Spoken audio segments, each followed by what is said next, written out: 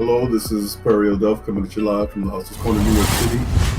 In this part 5 of our session with Sandy Freese, we will be talking about Sandy Freese's services with her website, victoryfromchaoscoaching.com. And we'll be talking about my own background, which I share a little bit of my background and what I've been through. And most of all, we'll be sharing a very, very tender, loving, and heartfelt, touching moment offered by Sandy herself. So, if you like this show, as usual, please show your love. Hit the like button, share, don't forget to leave a comment, and most of all, subscribe. Thank you and enjoy the show. Now, please, please explain, please explain what is neuro linguistic programming and what was the other one you said that you do? Cognitive behavioral therapy. Behavioral therapy. Please explain those two. Yes, they're fascinating. Whereas cognitive behavioral therapy, what I learned from my coursework in that, a lot of it has to do with why we're unhappy, why we're weak, why we're not accepting ourselves, why we're not moving forward, why we're not living our passions. Basically, why are we not authentic? And the reasons are, as I mentioned, the belief systems. If they're not really yours, don't hold on to them. If for instance, as I said, my father was very racist. I never felt that way, but it was ingrained into me from the time I was just a young kid. And when I pulled that belief out, I knew it wasn't mine authentically. So if I've been carrying it around with me all these years. So tear it up, get rid of it. And then there's room in there to build a new belief, which is Black people are not lazy. Harry and Jeanette have a very successful podcast. So that's kind of the way that works. And then, also just chunking. If you have a whole lot of things that you need to get done, you don't put them all on the table at one time. You make little steps, and that's part of the cognitive behavioral therapy certification, is that I want to work with people to make viable, very doable small steps. Because once you make a good positive step in the direction you want to go, you feel good about that, you're ready to go on. Then you do that, you want to go on. I mean, it's inspiring to me. So yeah, and it helps to deal with things you've been through, and it helps to just clear your mind. It's optimistic. Neuro-linguistic programming, on the other hand, teaches you to gauge maybe the way a client is feeling, by a clenched fists, or he may be nervous, he may be angry. It teaches you to mirror that person. It teaches you to relate with many different people, because not everybody's the same. You have to know how to communicate with different people. So yeah, there's a lot of learning there too. Would you say that experiences that you've been through, would you say that these experiences that you've been through when you were younger that traumatized you in several ways, did they morph into other experiences that were also left you in a fearful state when it came to men, when it came to African American men or certain ethnicities, when it came to dealing with people in general? Would you say that it morphed into these other fears that you found that you also had to deal with? Oh yeah, I was afraid of every man. I was afraid of teenage boys. I was afraid when I would go to the store and see a parent smacking, yelling, or screaming at their child, I'd have to leave. I couldn't handle it. So Wow. yeah, it really affected me for years in a great deal of ways. The last time I tried to go to church, this has been a few years ago, I had a severe panic attack and had to, it wasn't that church. It was a new church someone invited me to, but I couldn't. I just couldn't. Now that's Yeah. impressive. That's impressive. Yeah. Now, do you feel that when it comes to approaching and dealing with people today, your outlook and your outtake is different? Would you feel that? Do you still feel that when it comes to men that you think twice, maybe two times or three times before dealing with men, or do you feel that your outlook on them is different today, that you have matured as far as that is concerned, or do you in any way still feel somewhat apprehensive when it comes to men in general? No, I sure don't.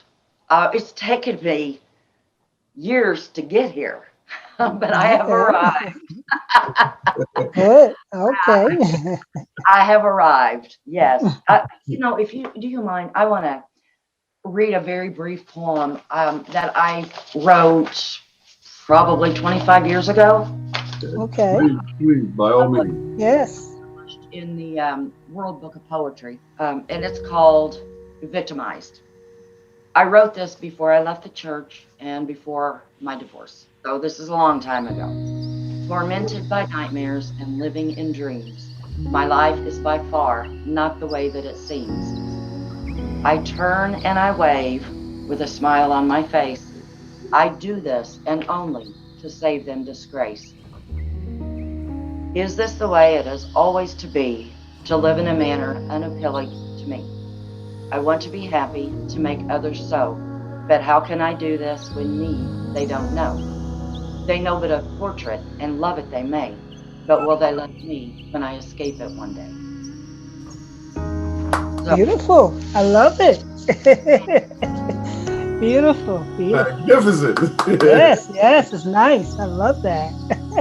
Okay, now I'm going to the audience. I want to say to you, this has been a fascinating session with Sandy Mhm. and her revealing from what she has shared with us today.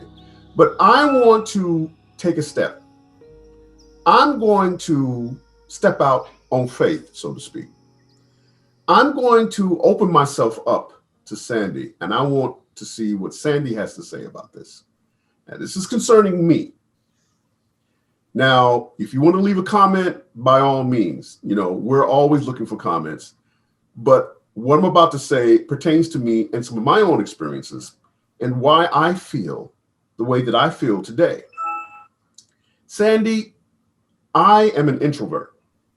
Now, the reason why I'm an introvert is because as I grew up, I came from a background in which I too suffered some tough times.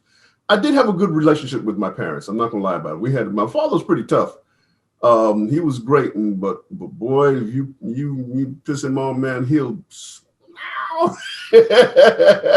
yeah. His hands felt like sandpaper. It was like Oh, But he wasn't an abusive guy. He did have sort of a tumultuous relationship with my mother because he drank.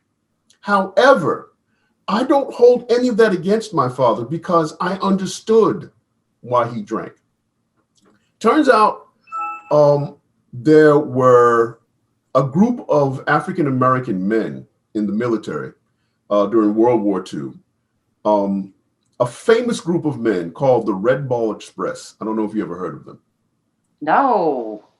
They were a famous group of African American military men responsible for getting supplies behind enemy lines to the troops, and they did it through the Red Ball Express. My father was one of them, and they were celebrated and they were very famous. They were as famous as, say, Jackie Robinson or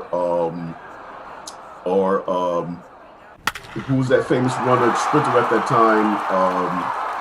Jesse Owens, who, by the way, my father used to run against and beat. Wow. Wow. He actually raced against Jesse Owens and beat him while he was in high school. Now, here's the thing.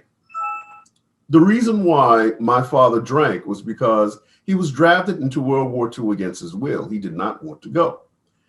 And what he saw those guns do, like they had guns that was like this tall. They were huge guns. And they shot bullets like this big. Oh my goodness. And the bullets wouldn't just hit you. It would tear through you and rip you to pieces. And he's seen this with his own eyes. So it was such a traumatizing experience for him. In order for him to deal with it, he drank. And he came home an alcoholic. And him and my mom used to get on it from time to time. You know, he would never really abuse my mother or hit her, but he would hold her arms when they were arguing, something like that. And I would go in there as a baby and I'd crawl on all fours and I'd bite him on his ankle. Get off. Get off my mom. And now, from that experience, it was then I started to grow up and I started to get my first taste of racism in this country. And as I grew older, I began to see how, you know, people like me were being treated differently than other people in this country. But it continued.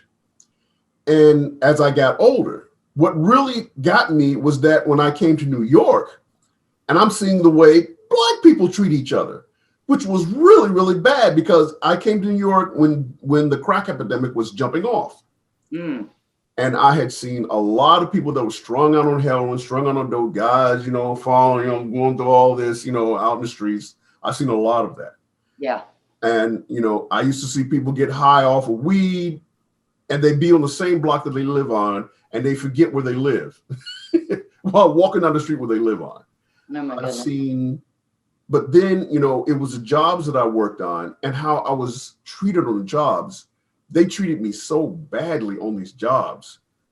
I mean, they treated me like I was a stepping stone. And, you know, they would have functions and parties that, you know, and I've always worked for the most famous, you know, companies at the time, Alexander's Department Store, Bloomingdale's, Depository Trust Company down in Wall Street, Goldman Sachs. Wow. And I always lived by my work ethic, but I couldn't, but going through all of those periods of time in my life, the one thing that I found that was a constant for me was I've always had difficulty dealing with judgmental and hypocritical people. Yes. They have been the point in my life. And, you know, people like, when you told me about your father, it was almost like a bell went off in my head when you explained to me about him in the church. Because a lot of these people that I met also were in the church. The meanest, nastiest people I have ever met were in the church. And a lot of times they just came right at me. I mean, they came at me with contempt. They came at me with hate. They came at me. And these are people that are supposed to be in the church, who's supposed to be, you know, born again, sanctified. Absolutely. And after dealing with it for so long, and dealing with, you know, our own people for so long, only to find that so many of them, you know, choose a life of complacency, choose a life in which instead of learning something to enrich their minds and move forward, they would rather take advantage of people, con people, manipulate and use people. I've met so many of us, and then add to that the people that judge you all the time. You know, it got me to a point where I was like, you know, I threw my hands up and I just said, you know what, I'm ready for this. This concludes this session of the Hustler's Corner in New York City. If you are a person that's incarcerated and you have books that you'd like to get out and you want to share your story, come share your story on the Hustler's Corner in New York City Tales from the Pit series. If you are a person who has been wrongfully convicted of a crime that you did not commit and you want to share your story, come share your story on the Hustler's Corner in New York City Victims of the System series. If you are a person who has been self-reformed, active in the community, came out of a past nefarious life to a more positive one, and you want to share your story, come share your story on the Hustler's Corner in New York City Legends of the Hood series. If you are a Black business owner and you want to share your story of how you got your business off the ground and how you faced many challenges to succeed, come share your story on the Hustler's Corner New York City Black Business Movement series. If you are a musician or an artist or a vocalist or a rapper, hip hop artist, and you want to share your story about your career and how you have grown it into success, come share your story on the Hustler's Corner New York City On the Grind series. And if you are a woman who has been through traumatic times in her life only to overcome them, come share your story on the Hustler's Corner New York City Lipstick Stories series. And if you're enjoying the show, please help us grow. Show your love. Like, share, leave a comment, and most of all, subscribe. Thank you for joining us. Looking forward to seeing you again. This is Perry L. Dell from the Hustler's Corner New York City.